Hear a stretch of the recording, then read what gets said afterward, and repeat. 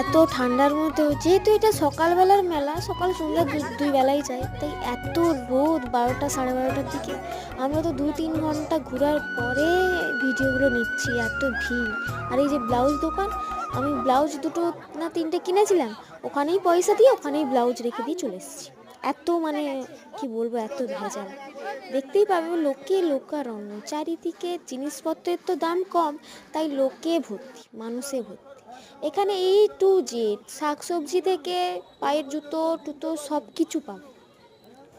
আমি এখানে বিট গাজর কম পেয়েছিলাম, সস্তায় পেয়েছিলাম, তাই বিট গাজর নিয়েছিলাম। আমি একটু হেলথ কনসিয়াস না, তাই দিয়ে খুবই খিদা পেয়ে গেছিলো। এটা 4:30, না 3:30টার সময়। ভাত তো খাইনি, খুবই খিদা পেয়েছিল, কি খাবো খুঁজে পাইনি, তাই এসে চাউমিন দোকানে হাফ প্লেট চাউমিন খেতে চলে এসেছি। তো দেখা হচ্ছে আরেকটি ব্লগে।